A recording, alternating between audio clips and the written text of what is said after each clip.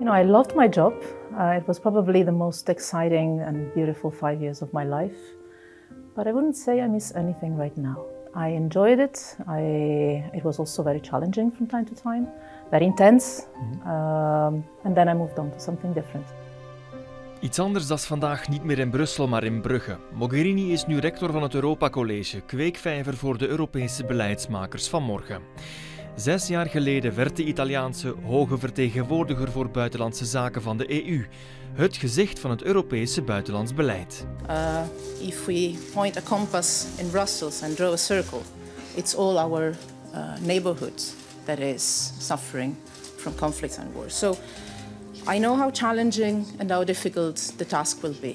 Er kwam veel commentaar. Mogherini was te jong en te onervaren, zei de critici. I was 41. And at 41, Obama was the president of the United States.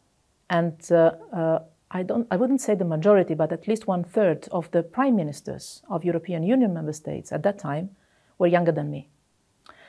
So wait a minute, am I too young to be the High Representative of the Union? But you can have a president of the United States of the same age and a prime minister of a country of the European Union of the same age? Or is the problem the fact that I am 41 and a woman? Because in Europe and in general terms in the world, you are used now to younger leaders, you are used to women leaders, but to relatively young women, not so much. But I think it was the hidden root. If I can quote a famous Madonna song, Who's That Girl? Turbulente jaren volgden. Een vluchtelingencrisis in 2015, een brexit-referendum in 2016 en een koerswissel in Washington met Trump als president vanaf januari 2017. Als buitenlandvertegenwoordiger werkte Mogherini samen met 2 Amerikaanse presidenten, Barack Obama en Donald Trump. En dat was een diplomatiek compleet verschillende aanpak. Now everybody has the telephone number of the European Union, that is clear. During the Trump administration, we had the number, but not always there was someone picking up the phone, or maybe there was someone picking up the phone and then the following day there was someone else and you had to start again. The critical point, the negative point, was not America first. It's fine. We can say Europe first. That's legitimate. It's even not only legitimate, this is even the duty of anyone that serves the institution to put the interests and the values of its own people first. That's normal. The point is, first doesn't mean only. Let June the 23rd go down in our history as our Independence Day! I would like to go back with you to the 24th of June 2016, the day after the referendum when the results came in. How was the atmosphere in the Commission that day? Oh, confused. Worried, disappointed, also because we were discussing and negotiating with Cameron so much and so much in detail on the assumption that what we had agreed could have given him the basis for winning the referendum. So I would say disappointment, frustration and worry. In those following months, I've never seen the member states coming together as united as in that moment.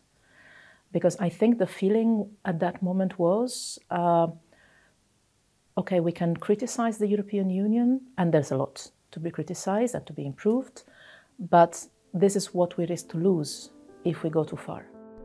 Waar is de Europese eenheid vandaag? Als je discussies bekijkt zoals over de Europese meerjarenbegroting. Hongarije en Polen gebruiken hun veto omdat ze een strenge koppeling niet willen van het respecteren van de rechtsstaat aan het krijgen van Europees geld. Zo zit nu zo'n 1800 miljard euro vast. How damaging is this discussion, is this veto for the EU's credibility? It is, as it has been in the past sometimes. Yes, the decision of some countries or some member states to block some decisions, because it not only it slows down the process, but also it shows the limit of being so many.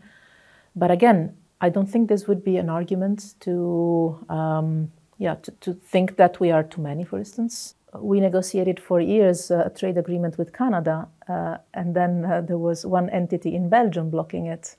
And how did I explain to the other member states that were not even 1 or 2 member states blocking it, but one of the entities of one member state blocking it? But this is democracy. Nu staat Mogherini aan het hoofd van het Europacollega, maar ook die intrede verliep niet vlekkeloos. Er klonk intern en extern kritiek dat het een politieke benoeming was. Een mooie parachute naar haar vorige baan.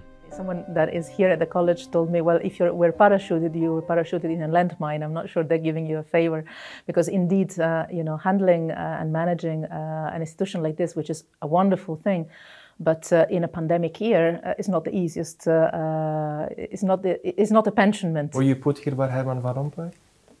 No, I don't think so. I don't know. Well, he chairs the Conseil d'administration.